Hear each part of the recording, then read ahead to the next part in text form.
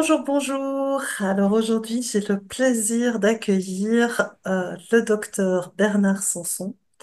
Vous êtes médecin à la retraite et à l'âge de 38 ans, vous avez vécu une expérience de mort imminente partagée, une expérience très riche, hein, comme on va le voir, parce que vous avez vécu de nombreux phénomènes, je vais dire, hein, parce qu'il y a eu une distorsion du temps, il y a eu de la télépathie, il y a eu des phénomènes de prémonition et même de l'aide de l'invisible.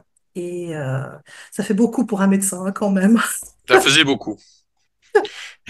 J'aimerais, merci d'être là. Déjà, bonjour et merci d'être là.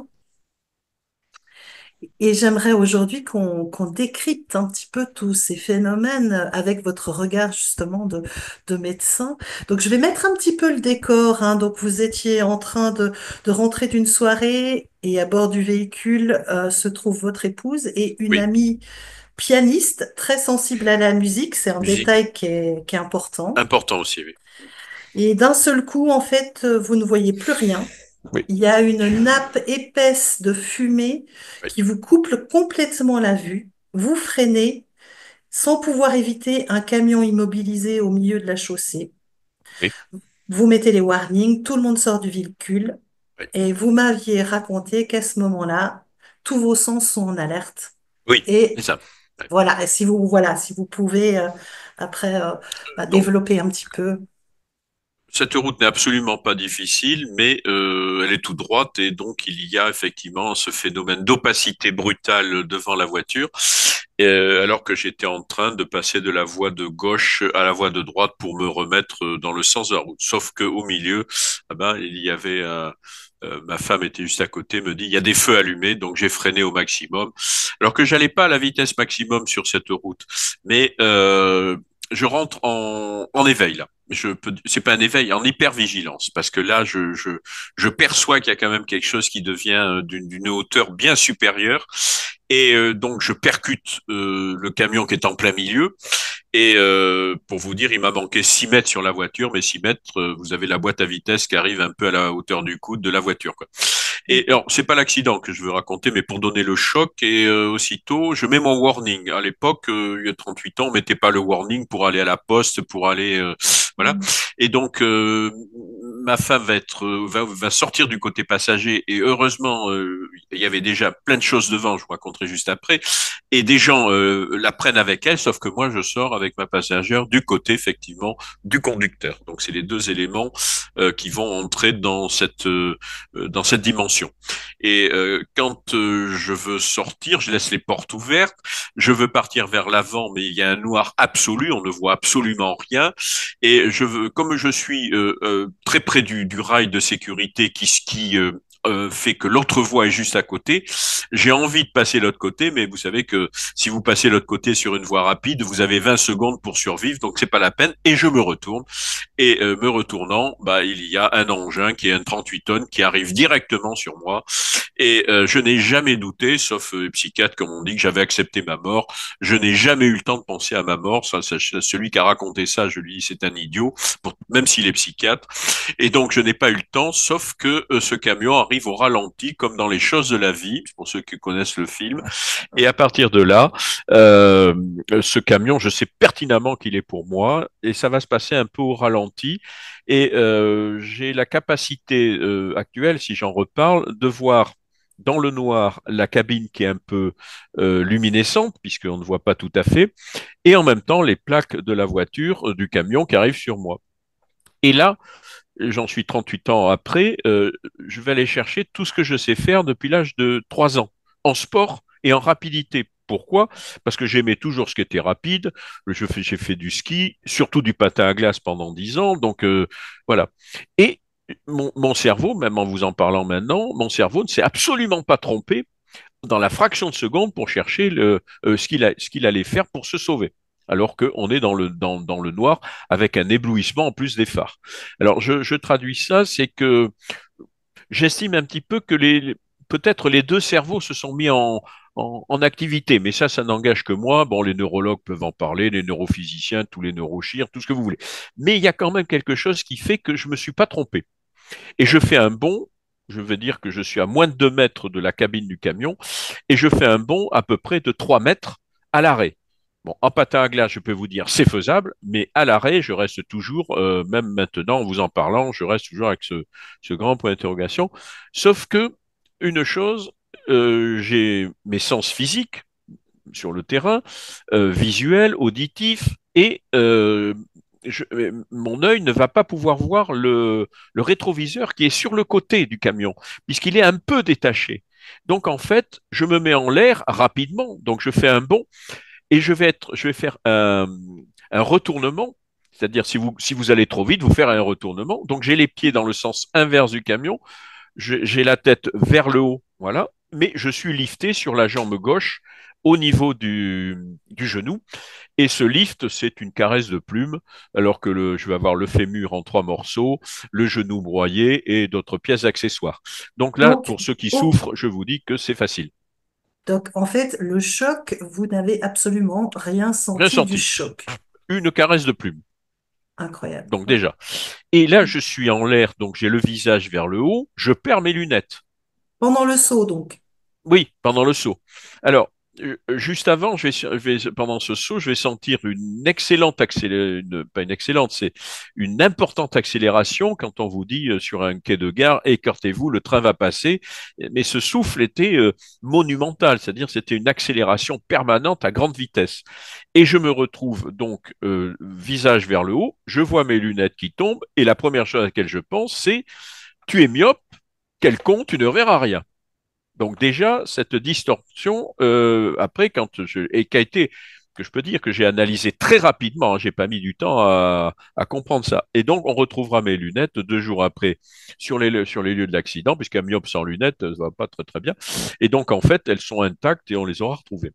Et pendant que j'ai le visage en haut, je rentre dans une dimension totalement noire, un noir absolu, un noir absolu, et je deviens musique. Je rentre dans une musique, c'est-à-dire, c'est pas que j'entends, je suis musique, c'est-à-dire mes cellules, mes oreilles, moi-même, je suis musique.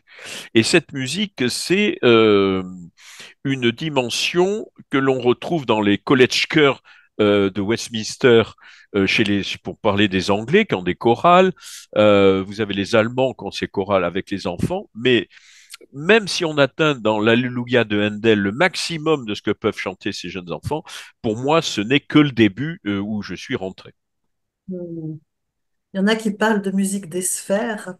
C'est la musique des sphères, parce que bon, Hmm. comme je dis, je croyais que j'étais le seul, mais pas du tout. Ça existe dans la Bible, hein, donc d'une part, et donc beaucoup de musiciens arrivent dans ces états-là où ils deviennent carrément musique et atteignent des niveaux, effectivement. Voilà. Cette accélération que vous avez ressentie, euh, est-ce que vous pourriez l'associer à ce que certains appellent rentrer dans le Ah, tunnel? alors, pour la modélisation faite par Moody hein, sur Hmm. tous les thèmes, peut-être qu'effectivement, je rentre dans le tunnel, mais moi, je peux pas parler du tunnel. J'ai Hmm. enregistré des gens, j'ai 200 personnes pour lesquelles j'ai des écrits sur le tunnel, la hauteur, ceci. Mais pour moi, bon, est-ce que c'est ça laquelle cette dimension me fait rentrer? Je veux pas dire. Parce que à la fin de cette accélération, je suis dans une béatitude totale, c'est-à-dire je suis dans le hors-temps. C'est-à-dire, la seconde et l'éternité sont la même chose. Et qu'est-ce qui se passe à ce moment-là? Ben, c'est une béatitude. Hmm. Alors évidemment, comment traduire une béatitude par nos sens terrestres alors qu'on est dans des sens qui sont bien au-delà. La musique, je vous dis, euh, pour vous faire reconnaître la musique, c'est une musique qui est faite d'un bourdon de 32 pieds, c'est-à-dire extrêmement grave pour les orgues, mais avec une sensibilité aiguë qui monte et qui n'arrête pas. Donc, je suis pris dans cette musique. Euh, Si j'étais humain, je dirais infernale, mais elle n'est pas infernale, elle est d'une beauté telle que il n'y a pas de mots pour l'expliquer. Est-ce qu'il y avait encore le jeu? Est-ce qu'il y C'est-à-dire, avait, est-ce qu'il y avait encore Bernard? ah oui, oui, puisque mon sentiment, c'est que j'ai existé. Sinon, j'en parlerai pas. J'aurais une Hmm, dimension d'hallucination. Non, non, hmm. je suis dans cet état avec ma ma béatitude personnelle et cette dimension qui est pour moi euh, irremplaçable d'une part et inexplicable d'autre part. Et évidemment, vous n'avez pas de notion de temps. Non, on est hors temps. Hmm. Alors le temps va être un élément que je vais essayer de faire calculer, on en parlera juste après, parce que comme le camion fait, la moitié du camion fait allez, on va dire vingtaine de mètres, peut-être pas tout à fait, ça peut se calculer. Mais là, je suis vraiment dans ce qu'on appelle le hors-temps. Ok. Et ensuite, dans... donc en fait, si je comprends, tout ça s'est passé simultanément. Il y a la Oui, percussion. En oui, même temps, vous voyez faire en votre l'air, saut en l'air. oui, Donc il y a quelque chose qui voit le corps. Il y a oui, quand même une décorporation à ce moment-là. bah oui, puisque je peux voir mes lunettes qui descendent en dessous de moi, alors que mes yeux, normalement, physiquement, sont vers le haut, dans le noir. Ok. Donc il y a bien quelque chose. Et vous m'aviez dit aussi que vous aviez eu une pensée à ce moment-là. Les lunettes, zut, Oui, je c'est ça. perds mes lunettes. Donc la pensée, là, vous étiez plus dans votre corps. Je n'étais plus dans mon corps, Donc puisque la pensée, elle est elle aussi, continuait. elle est pas dans le corps non plus. Non, elle était en dehors tout en observant des choses qui Hmm. étaient, et je vous dis, les lunettes, on les retrouve sur les accidents, on les ramène à l'hôpital intactes. Bon, voilà. Hmm. Alors, Et après, dans l'accident, concrètement, il se passe quoi? Alors, je vais faire un 90 degrés par rapport à l'axe dans lequel je Hmm. suis et je rentre dans mon corps. Hmm. Alors, la rentrée de corps, certains vous la décriront beaucoup moins. Alors, moi, ça a été très rapide, hein. C'est une entrée.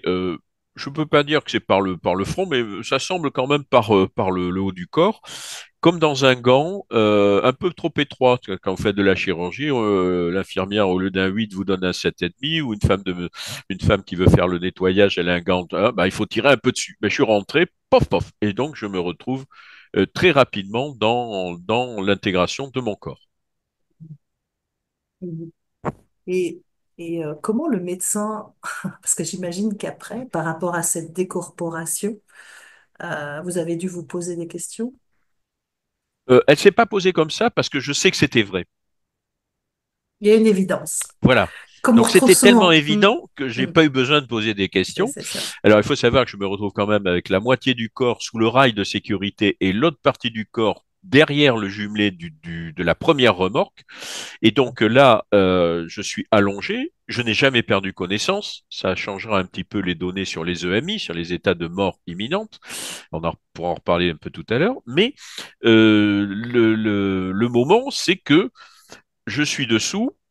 J'ai pas encore réalisé le temps que je vois l'ensemble sur lequel vous êtes vous voyez un petit peu Hmm. à la hauteur des roues. Et la première chose, c'est n'aie pas peur.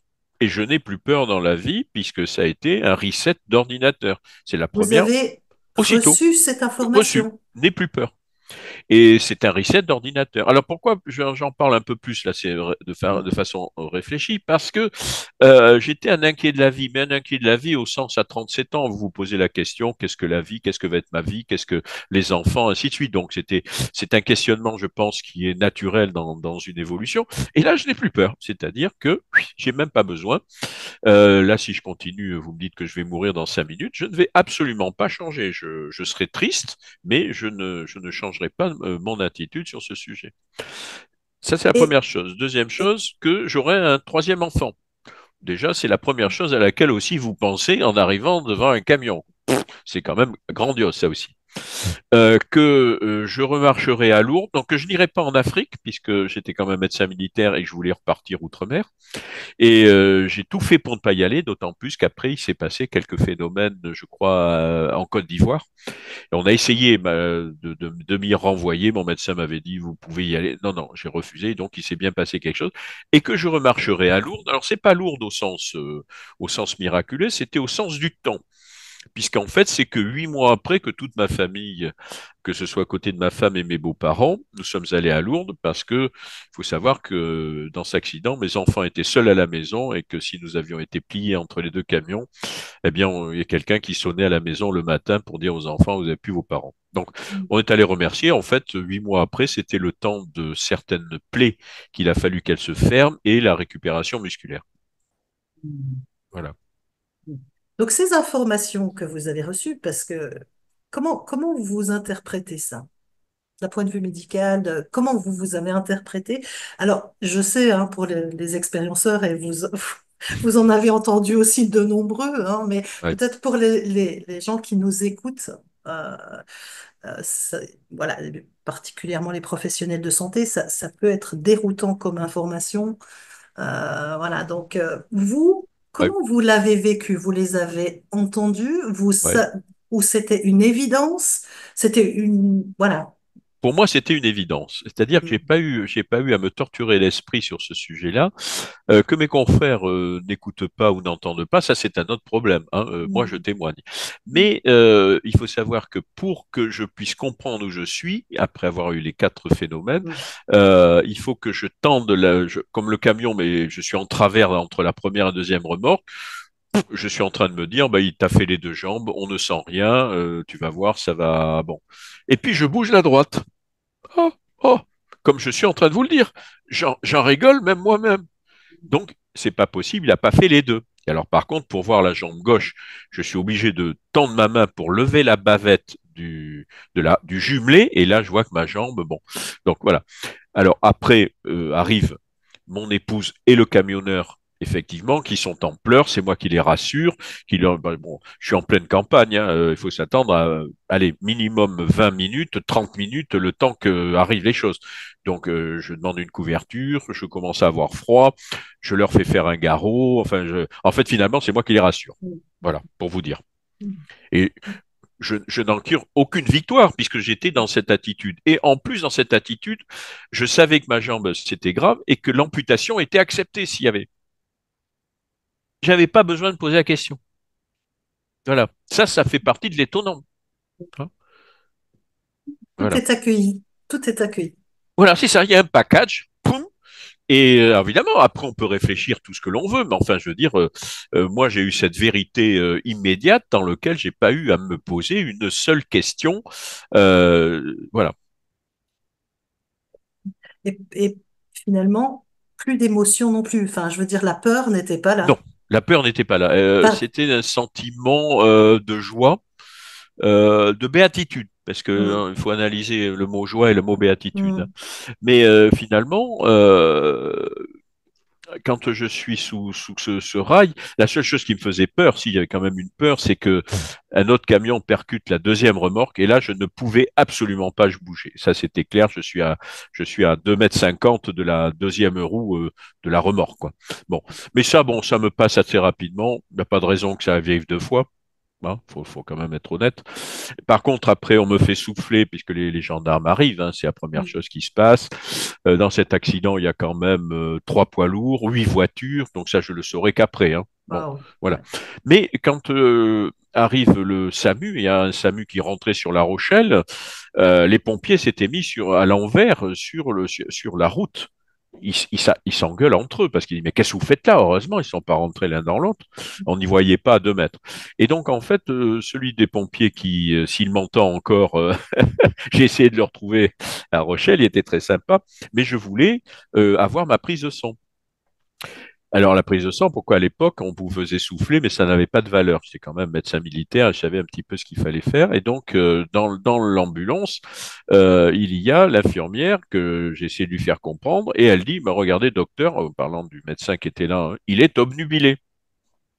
J'attrape l'infirmière par la partie de sa blouse. Et je lui dis, Madame, si mon chirurgien c'est un tel, le téléphone et ainsi de suite, si vous trouvez que je suis obnubilé, il y a quand même un problème.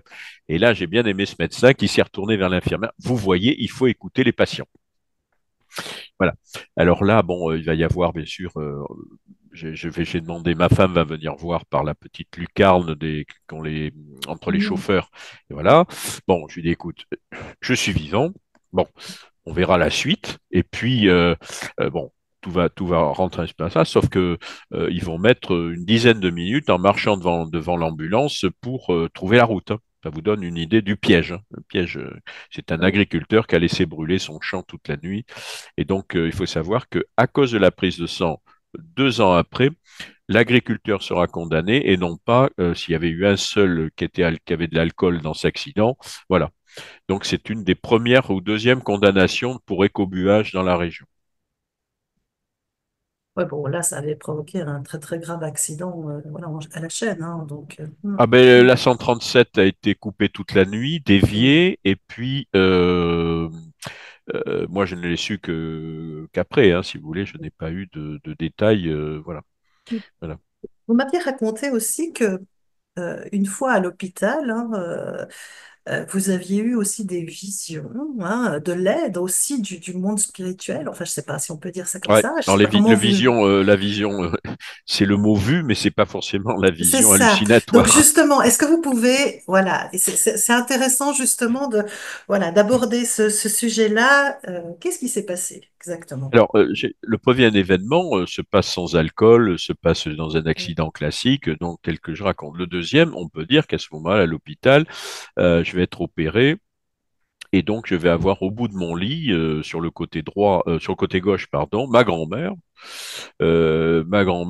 une kiné que j'avais pas aidé à mourir, je l'avais aidé au sens de dire, il faut que tu partes, et le père Populescu. Alors, ma grand-mère était veuve de guerre en 17, son mari va mourir gazé des suites des gaz vers les années 30. Et ma grand-mère, je la connais, vous savez, moi je nais dans les années 50, j'ai toujours vu une dame habillée en noir, petite, on était de Verdun, tout ça, mais c'était une taiseuse, c'était pas une dame qui parlait beaucoup. D'ailleurs, je m'attendais pas à ce que soit elle, puisque dans ma famille personnelle, en 58, j'avais perdu un petit frère et une petite sœur, donc si ça avait été une construction mentale, c'était les petits anges que j'attendais, et c'est pas du tout ça. Bon. Donc ma grand-mère, en fait, c'était une dame qui était de la terre, qui m'a appris sans vous le donner comme ça, mais je la suivais pour les animaux, pour les plantes, voilà. Bon, donc en fait, elle était là.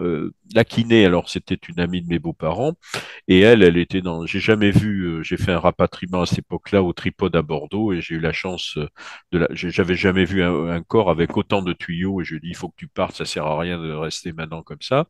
Et si je marche aussi bien 34 ans après, c'est qu'elle est venue me pousser un petit peu de l'au-delà, honnêtement. Et puis, le père Populescu, alors là, je parle le polonais comme une vache espagnole, ça, j'hésite pas à le dire, hein, je parle espagnol, mais pas. Et donc, le père Populescu, je n'avais vu que sa photo dans Match, dans lequel il avait été torturé, puis il est dans son cercueil. Alors ça, c'est intéressant parce que ça faisait partie d'une réponse du bien, du mal. Quand vous êtes médecin militaire, bah, vous êtes militaire. Mais qu'est-ce que le bien, qu'est-ce que le mal là, c'est un peu difficile. Et en fait, pas du tout. Il était là d'une façon rayonnante. Alors évidemment, je ne voyais que les demi-corps, puisque je suis allongé. Je peux pas me relever compte tenu de mon état. Alors on peut dire que je suis effectivement sous certaines drogues. Probablement.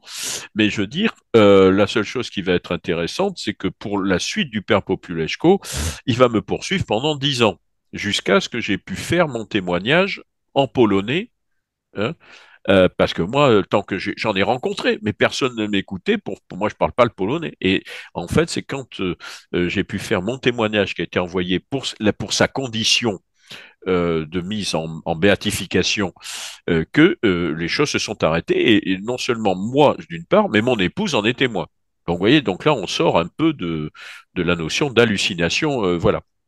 Donc, en fait, si je comprends bien, hein, je vais traduire. Donc, il y a votre grand-mère qui est décédée, qui est là pour vous accompagner dans l'expérience.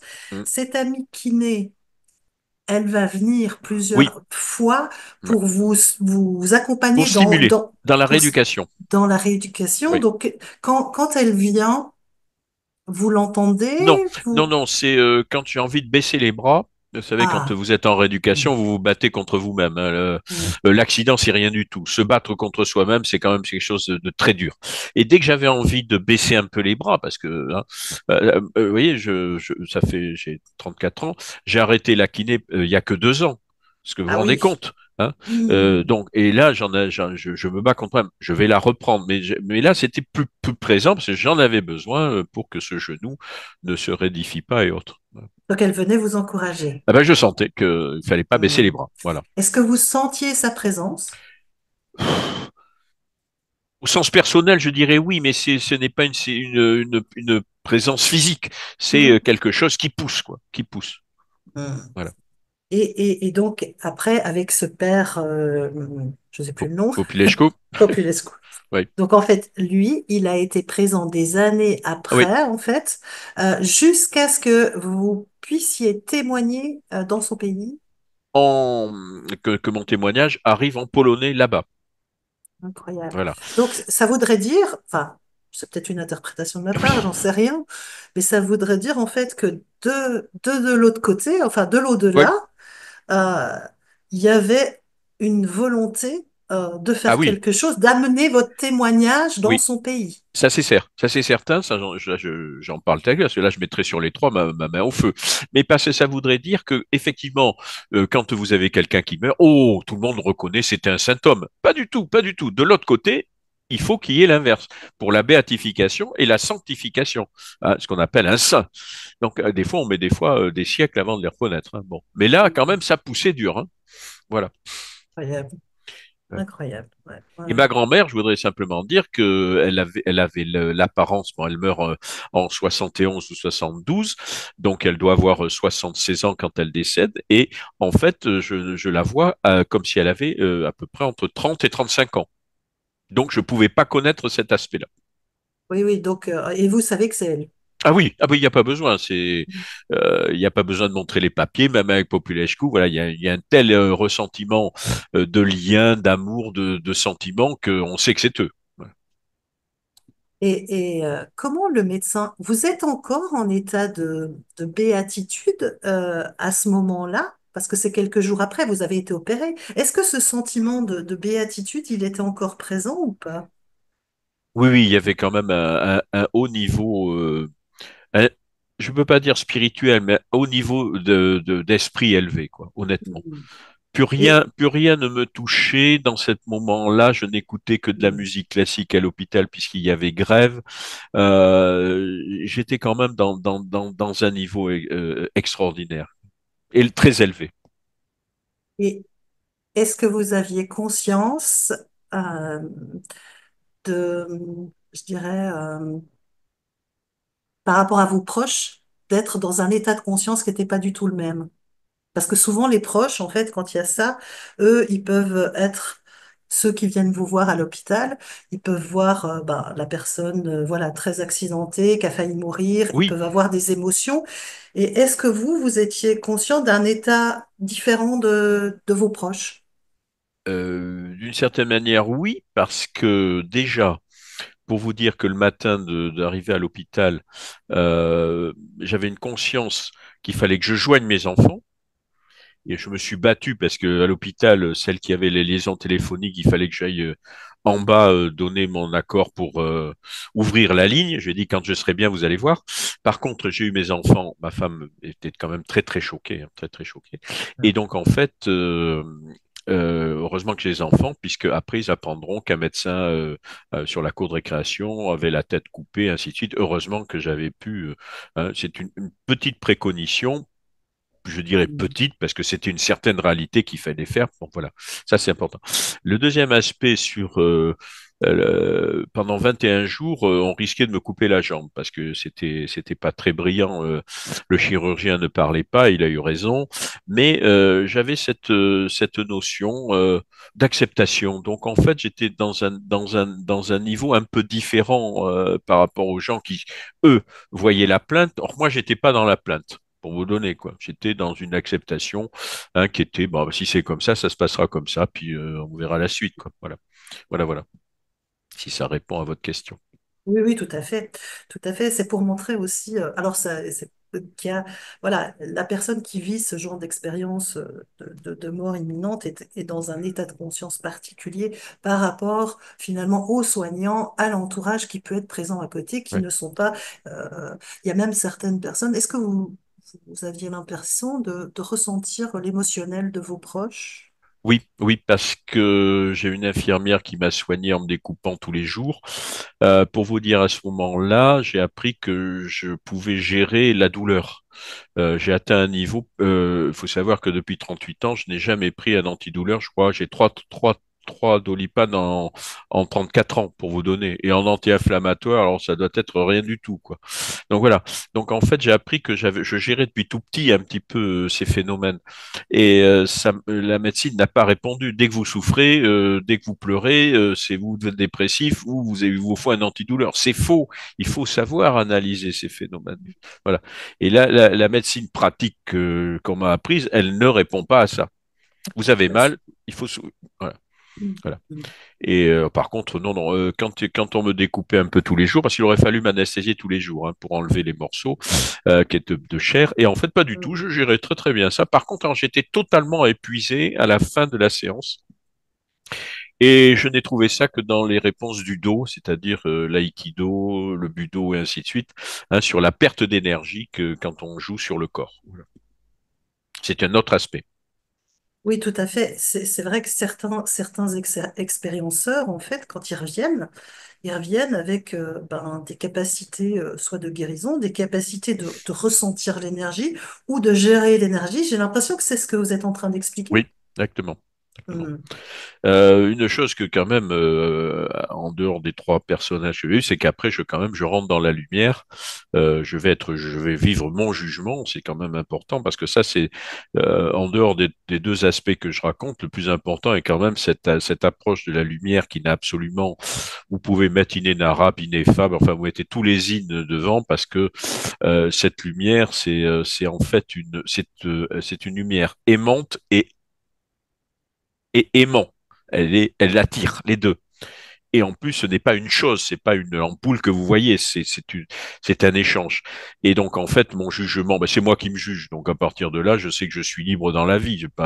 J'ai pas besoin de, je suis quand même beaucoup plus tranquille que de vous apprendre que on vous a imposé ça, et ainsi de suite. Bon, donc, je suis beaucoup plus calme.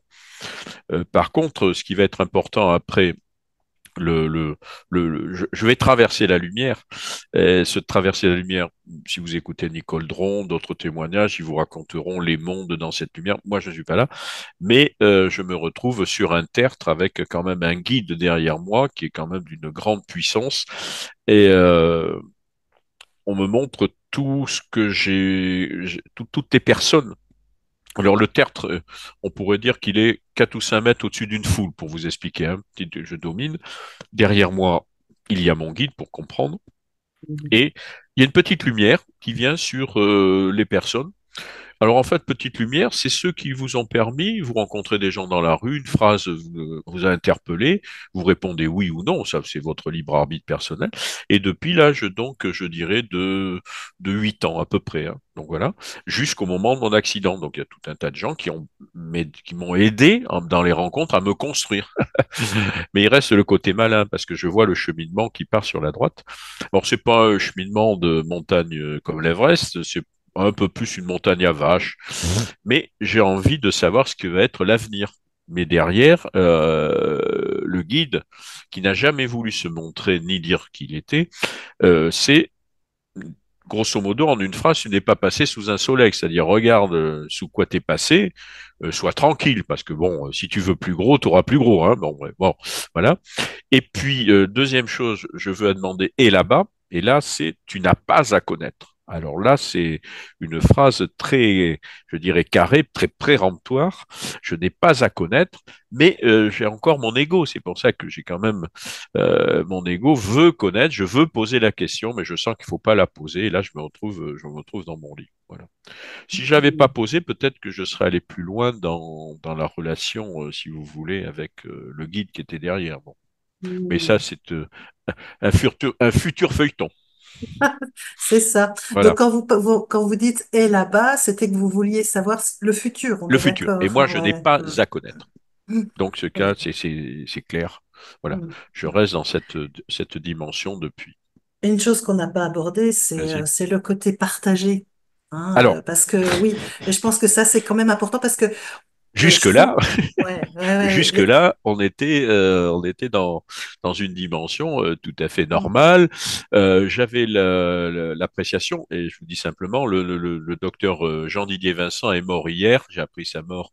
C'était mon professeur de physiologie. Il était professeur au Collège de France, et donc il est mort hier. Alors Jean-Didier Vincent a écrit La biologie des passions. Alors, la biologie des passions, ça veut dire que tout ce que j'ai vécu, c'est remarquable, c'est personnel, ce sont ces endorphines personnelles, c'est remarquable, bon, très bien.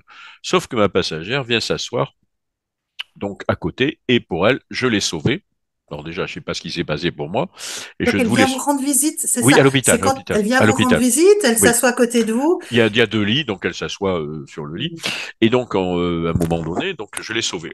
Je lui ai dit, je t'ai pas sauvé, je sais même pas ce qui s'est passé pour moi. Donc, est-ce que puis surtout, je voulais pas un titre, le médecin, un chef de l'hôpital, à sauver à l'hôpital. Bon, faut Mm. arrêter, quoi. Mm. Et donc, en fait, c'est là qu'elle me dit, mais je suis devenu musique.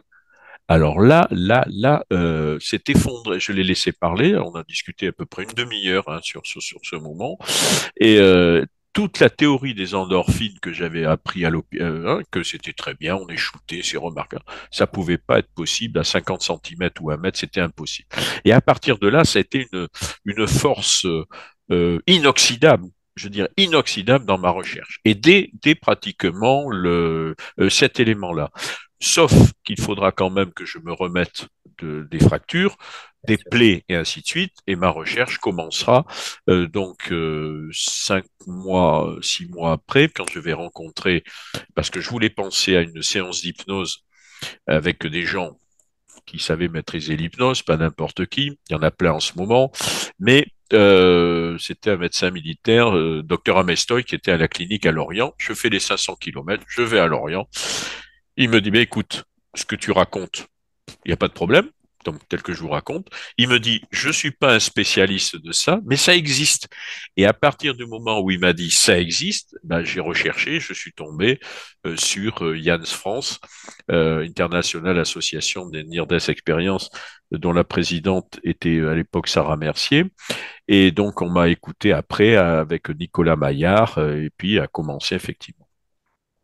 Et ce qu'on voit souvent dans les témoignages des expérienceurs, en fait, c'est qu'il y a ce besoin de validation de l'expérience. Et finalement, votre amie passagère a validé À votre valider, ouais, expérience ouais, en vous disant, moi aussi, ouais, j'étais dans voilà, la musique, j'étais dans la musique, musique, voilà. et voilà, c'est difficile à décrire, hein. Je Oui, suis musique, oui,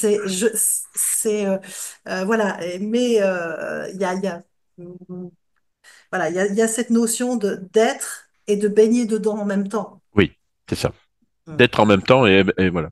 mm, Et c'est vrai que ça a été une recherche très importante puisque à partir de là, comme j'avais vécu avec ma passagère, j'ai toujours eu cette certitude puisque je vais après rencontrer 3 fois Raymond Moody, je vais le rencontrer au congrès de Martigues. Bon, moi je parle pas l'anglais ou l'américain d'une façon, mais je lui avais expliqué, il m'a dit, docteur, continuez vos recherches. Je vais le rencontrer après au congrès de Marseille, là, un peu plus longuement avec le docteur Eburn Alexander donc que j'avais rencontré. Et donc, il m'a dit continuez. Et après, au congrès de Saint-Malo, donc j'ai pu discuter une demi-heure avec le docteur Raymond Moody et qui va sortir les Share Death Experiences, c'est-à-dire les expériences partagées. Ah oui, à l'époque, en fait, on n'en parlait pas On n'en parlait pas encore. du tout. Ah, pas du tout. Ah, voilà. Il aura fallu pratiquement, je vais dire, 28 ans pour parler de ses expériences. Alors, s'il y a eu le docteur Postel avec Mm, son expérience mm, lors du décès, je ne sais plus de sa famille, avec où il y a sa mm, femme et son fils. mm, Mais mm, voilà, mais autrement, on ne parlait pas de ses mm, expériences. Alors, c'était, voilà. mm, Alors. ouais, donc c'est... Et du coup, qu'est-ce que ça a changé dans votre pratique de médecin? Parce qu'après, vous m'aviez raconté que du coup, vous aviez attiré plein d'expérienceurs. Vous avez aussi recensé, je crois, vous disiez tout à l'heure, 200 témoignages. Attirer serait pas un bon mot. Mm, Ce n'est pas un bon mot parce qu'on ne sait pas quand vous avez quelqu'un en face ce qui fait que la personne s'ouvre à vous ou pas. Ça, on peut pas le savoir. Mais moi, j'étais enquêteur chez Jans France. La seule chose à Jans à l'époque, c'était le plus beau tunnel, c'était le plus beau ceci.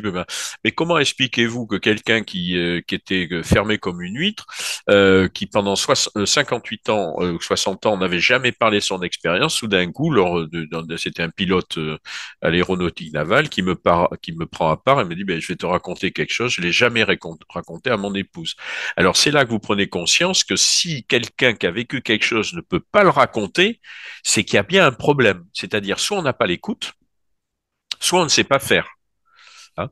Et j'étais entouré que de psychiatres, militaires, et je me souviens d'un qui était quand même un grand chef de sélection. Je lui ai dit, ben, il m'avait dit que j'étais ton expérience mystique. En gros, je lui ai dit, écoute, si c'est ça halluciné, j'y retourne tout de suite. Mais par contre, si ton analyse n'est pas bonne, tu as intérêt à changer ton cadre. Voilà. Or, le cadre psychiatrique a quand même un peu changé. Sur les N2, maintenant, on en parle. Vous avez même des psychiatres qui prennent des drogues pour aller voir ce que c'est, ce que ça donne. Bon, nous, on n'en a pas besoin. D'ailleurs, je rentre de Guyane l'année dernière. On croyait que j'allais faire une séance d'ayahuasca. Je n'ai pas besoin de faire une séance d'ayahuasca. Bon, pas besoin, ni d'iboga. Hein. Voilà. Voilà. Oui, mais c'est sûr, c'est clair. Après, euh, combien de temps il vous aura fallu pour intégrer cette expérience dans votre quotidien? Parce qu'il y Bah, a elle est l'expérience. quotidienne. Donc, c'est pas une intégration, c'est une prolongation. C'est une Mm, prolongation dans une notion de vérité. Alors, vous dire, oui, qu'est-ce que la vérité? Bon, c'est vrai mm, que Ponce Pilate, Jésus lui répond ça. Mais à partir du moment où vous avez cette certitude inoxydable d'avoir, comment pouvez-vous dire? Parce qu'on voudrait dans notre monde que tout n'est que vérité acceptable. Mais c'est pas du tout ça.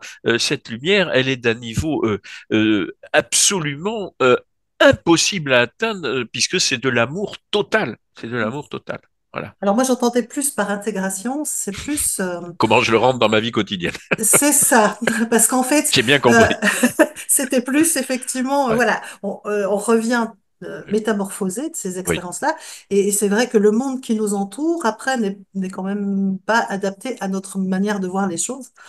Alors, il y a plusieurs des adaptations qui se passent, puisque devant mon camion, j'étais quelqu'un qui me baignait que dans la baignoire en eau chaude. Maintenant, vous voyez, ce matin, l'eau était à 7 degrés, je me douche à 7 degrés. Donc, il m'est tombé quelque chose qui est de l'énergie, tel que les moines de Shaolin le recherchent, et non pas hein, c'est pas du tout ma culture. Et dans cette recherche, il faut savoir que 3 mesures de l'hiver de Vivaldi me permettaient de tenir 24 heures sans sommeil.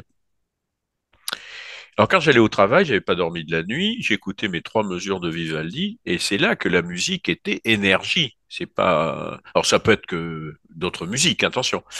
Et ça m'a beaucoup interpellé parce que la médecine ne répond pas sur ce qu'est l'énergie. Elle va vous dire des calories, des mesures de microvolts, tout ce que vous voulez. Mais par contre, là, heureusement, je suis allé poser des questions sur l'énergie. Or, c'était un moine ninja qui était à San que je vais voir avec un ami qui me dit, il faut que tu vois ce monsieur. Et c'est là qu'il me dit, bah, vous savez, l'énergie est à l'homme ce que l'eau est au poisson. Et j'ai ça depuis 30 ans. C'est vrai, sortez un poisson de l'eau, vous allez voir la tête qu'il fait. Et donc, en fait, nous, c'était pour dire, nous baignons dans une énergie. D'ailleurs, tous les astrophysiciens et surtout les physiciens de haute teneur parlent de cette énergie et ils ne savent pas puisque 80% du monde nous est inconnu. Sauf que ce qui est grave, c'est que on croit qu'on connaît tout. Vous voyez, c'est cette discordance, moi, qui me plaît pas, d'une réponse brutale, alors que ce n'est pas vrai. Et ça a été un peu l'aggravation pour les témoins qui ne pouvaient pas parler de leur expérience. D'abord pour les libérer. Bien Libérer sûr. de quoi? Eux, ils étaient sûrs. Mais on les écoutait pas. Voilà. Et c'est vrai que, et en plus, bah, c'est un peu le pourquoi du podcast hein, aussi, c'est pour donner la parole parce que, en plus, non seulement bah, les gens parfois mettent des années avant de pouvoir parler de ces expériences, mais très souvent, ils n'osent même pas en parler aux professionnels de santé, alors que bien souvent, ce sont quand même les professionnels de santé aux premières lignes. Oui, alors ce que vous avez dit, je reviens un petit peu à votre première question juste avant, c'était Mm. effectivement, en fait, la personne sent à qui elle peut parler ou pas. Alors, on peut pas dire que c'est un ressenti, on sait tout de suite. C'est étonnant. Donc, on peut pas dire qu'on attire, mais on sait pas. Voilà, on sait pas. Et par contre, on sait que c'est vrai. Par contre, il faut savoir qu'une interview à l'époque, quand je faisais, je pensais que moi, en 1 heure un quart, j'aurais réussi. Par contre, pourquoi j'ai arrêté après d'interviewer? Parce que des fois, je passais 7 heures. 7 heures avec la personne, mais alors après, la personne, une fois qu'elle avait débobiné son ensemble de choses, alors après, elle avait une évolution qui était remarquable. Donc, il faut avoir la capacité d'écouter 7 heures, c'est ce qui est une équivalence en psychanalyse de, je sais pas combien de 10 minutes à payer, voilà. Donc, le but, il était là, le reste. Voilà. Alors, Oui, j'attaque pas la oui. psychanalyse, hein, Non, non, non, non, parce j'entends que bien, et je suis pas freudien, je suis jungien. oui, bah forcément avec ce que vous avez vécu. Ah oui, parce que ce qui s'est passé, je me raconte juste quand j'étais sur mon lit, moi qui étais quand même enfant de cœur depuis tout petit, tout ça, quand je suis revenu, je demande à mon père le bar d'autodol, que je ne connaissais absolument pas. Mon père me regarde d'un drôle d'air, et si je me levais, là, il est juste là, mais je ne le prête pas, parce il est souligné au moment de mon accident. Mhm, Et en fait, je reçois le bar d'autodol, mon père le trouve dans une bibliothèque euh, à l'époque, comment dirais-je, près de Bordeaux. mhm, C'est le bar d'Autodol annoté par Jung. Et c'est là que je découvre que je n'ai jamais supporté Freud, hein, mais par contre Jung. Par contre, maintenant, je lis aussi un petit peu Viktor Frankl. Et si vous essayez de mhm. parler avec des psychiatres de Viktor Frankl, dès qu'il y a que Jung, ça leur donne des boutons. Alors Viktor Frankl, attendons la suite. Voilà, méfiez-vous quand vous allez dire ça. Voilà. Est-ce que vous vivez encore des expériences profondément spirituelles? Oui, oui. Mais alors la nature difficilement cernable sur ça, c'est cette grande pensée, je dirais, euh, je dirais, j'ose pas dire mystique parce qu'il y a plus grand que ça, je veux dire, mais c'est cette évolution personnelle du bien, du mal, et je pense que la vie est faite du bien, mais malheureusement, l'humain tire vers le mal, quoi. Mhm. Alors à nous de permettre aux gens d'avoir cette espérance au travers de ce qu'est vécu, quoi que soit la douleur et autres. Vous m'avez dit, euh, après cette rencontre dans le face-à-face avec la lumière, la vie prend pleinement sens, mais en plus, elle a une essence sacrée.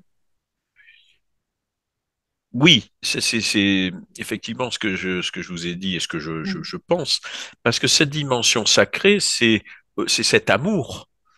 C'est cet amour. Le sacré ne veut rien dire en lui-même. C'est sacré, vous pouvez faire tout un tas de rituels, ça veut rien dire du tout, les rituels.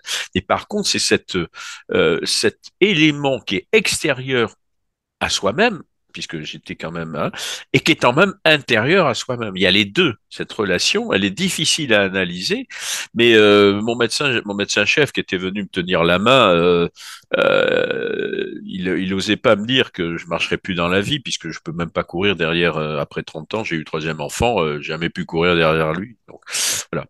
Mais cette attitude, je m'étais retourné avec lui en disant, à quoi ça sert de courir dans la vie? Et là, je suis juste entre l'entrée à l'hôpital et juste me dire ce qui se passait. En fait, ça sert à quoi de courir dans la vie? Et si on se pose cette question, il faut se la poser par rapport à une autre dimension. Si on se la pose pas, alors philosophiquement, on peut se la poser, hein, il y en a plein qui se la posent, mais si on se la pose pas dans une autre dimension de l'humain, c'est grave. C'est grave parce que ça veut dire qu'on n'est rien du tout. Alors, je donne dans mes fins de conférence, des fois je dis, vous savez, vous avez l'abscisse et l'ordonnée, donc nous, vous naissez, vous vivez, vous avez vos enfants, hein, puis vous mourrez. Bon, oui. Alors à ce moment-là, la vie d'un homme, 75, 80, 100 ans, est-ce qu'elle a un sens? J'y mettais un grand point d'interrogation. Mais à ce moment-là, la bactérie qui fait 20 minutes, le séquoia qui met 4000 ans, le granit qui met... hein. Mais si vous relevez tout ça, vous rentrez dans, à ce moment-là, une ordonnée, hein, et à ce moment-là, le temps n'est plus le même. C'est la condensation du temps, ce que les physiciens comprennent de façon mathématique, mais aussi de façon. Alors c'est là que se passe ces mathématiques, ces physiciens qui parlent de la mystique au sens de leur aspect physicien. Or, il y a d'autres physiques, métaphysiques, mais le problème c'est qu'on a écarté ça sans vouloir écouter l'un côté et l'autre. Voilà. Clair, c'est Voilà. clair. Et quand vous Et, avez vécu cette expérience, bah oui. vous pressentez ça. Vous le, vous l'avez en vous, sauf qu'après, suivant votre culture personnelle, bah mais bon, c'est pas parce qu'on a des capacités. Bon, moi, c'est parce que, le côté médical, ce que j'ai appris, ne tenait pas la route. J'ai fait de la chimie en croyant que j'aurais pu être collé en quelle année? En première année de médecine, parce que l'atome, c'était à Bordeaux, et puis la petite 4 chevaux qui tournait autour. Attendez, l'atome, maintenant, alors qu'à l'époque, il y avait déjà bien des, on nous a caché, moi je dis en chimie, on m'a caché quand même 70 ans déjà d'attitude vers 1910, 1911. Alors, qu'on n'ait pas la culture quand vous rentrez en première année, je veux bien le comprendre, mais qu'il n'y ait même pas une petite ouverture, là j'ai trouvé que ça avait été dur pour moi. Voilà. C'est clair, c'est tout le problème en fait, où on n'a qu'une formation très matérialiste dans nos professions de base, hein, voilà, Exactement. Ouais. et on n'a pas cette dimension invisible. Et est-ce que vous pourriez dire que finalement votre expérience, enfin vos expériences, hein, mais en tout cas cette expérience de mort imminente a finalement permis de réunir ces deux pôles? Je le pense. Oui, honnêtement, je vous réponds oui. J'avais posé la question à Raymond Moody, à Mm, Saint-Malo, et je lui ai demandé si les soignants au sens large, hein, moi mm, je soigne depuis tout petit, bon, je suis venu médecin, alors que mm, ce soit un aide-soignant, est-ce que mm, je m'en demandé si c'était des chamans. Il m'a répondu tout de suite oui, il n'a pas dit non, hein. Il a dit mm, oui, mais avec une obligation de formation. mm, Hein, parce que vous avez des gens, ils leur tombent de l'énergie, ils écrivent des livres, ils font de l'énergie, hein, et puis ils racontent un peu n'importe quoi. Là, il faut être prudent. mm, Alors, mm, le problème, c'est que la médecine, celle que nous avons, qui est pas du tout, parce que la médecine, elle est vaste, hein, c'est comme les mm, mathématiques, il n'y a pas les mathématiques, il y a la mathématique avec, eh bien, la mm, médecine, c'est pas que celle que nous avons d'une façon cartésienne, il existe d'autres domaines, qui interpellent, hein, qui bien sûr. interpellent, parce que faire croire que la médecine, c'est à partir de 1960 qu'elle a commencé, Mm, excusez-moi, hein, mm. Néandertal, quand il avait une fracture du fémur, bon, il en mourrait peut-être, mais enfin, il y en a Mm. qui ont survécu. Hein, Bien sûr, bien sûr. voilà. Et d'autant plus, enfin, finalement, moi, ayant vécu aussi une expérience de mort imminente, je comprends tout à fait ce que vous racontez. Et surtout au niveau de l'énergie. En fait, dans d'autres cultures, voilà, ils soignent Voilà. avec Voilà. l'énergie depuis Ouais, des milliers d'années, quoi. Donc, exactement. Voilà. Alors c'est... le problème, c'est que parce que sous prétexte que nous, cartésiens, on ne peut pas mesurer l'énergie dans l'état actuel, donc on vous dit ça n'existe pas. Ouais. Mais ça, c'est du faux cartésianisme. Mm, Descartes, c'est pas du tout ça. mm, Voilà. mm. Mais Oui, oui. on vous applique cette pensée depuis pratiquement les années 60. Ce n'est pas possible. Or, si vous avez lu la vie de Jung, Mm, quand il parle en 47 de qu'il quitte cette terre et qu'il monte la planète bleue, mm, personne n'est percuté parce qu'en fait, mm, on ne décrit la planète bleue que quand on décolle de cette terre pour la voir un petit peu. mm, Hein, et ça ouais. percute personne. Oui, oui, mais Qu'il oui, avait dû oui. délirer, quoi. Mm, mm. Ben, Voilà. c'est bien le problème, en fait, effectivement, hein, voilà, de pas mettre cette notion invisible. Justement, vous, est-ce que ça, quelle est votre conception finalement de l'invisible en tant que médecin maintenant, après avoir vécu tout ça? C'est une autre dimension vibratoire. En dimension vibratoire. Alors, je suis revenu avec une certaine connaissance parfaite, bon, qui en fait de revenir fait que vous ne vous perdez. Par contre, j'ai gardé quand même une chose, c'est les dimensions. Moi, qui étais nul en espace vectoriel, par contre, quand j'entends par exemple les gens qui parlent de 11e, 12e dimension, dimension des cordes et tout ça, je suis extrêmement attiré. Sur les nanoparticules, pas les nanoparticules, sur les particules infinitésimales après le boson et l'énergie, je suis attiré. L'astrophysique aussi, je ne sais pas pourquoi. Et j'ai un ami qui, lui, est revenu. Alors, lui, il parle des neutrinos. Hein, il écrit sur les neutrinos et tout ça. Voilà. Mm. Donc, il y a cette soif de ces particules que même actuellement, personne n'en parle trop, quoi. C'est étonnant. Ça fait partie étonnant. Mm. Est-ce que vous auriez envie d'ajouter quelque chose par rapport à tout ce qu'on a discuté? Oui, je demande au monde que passer des bougies du siècle, il y a quelques siècles à la LED, il faudrait qu'on y passe, quoi. J'aime beaucoup votre conclusion. Je vous remercie vraiment Bon, profondément, hein, écoutez. pour voilà, cet agréable moment et ouais, merci à vous.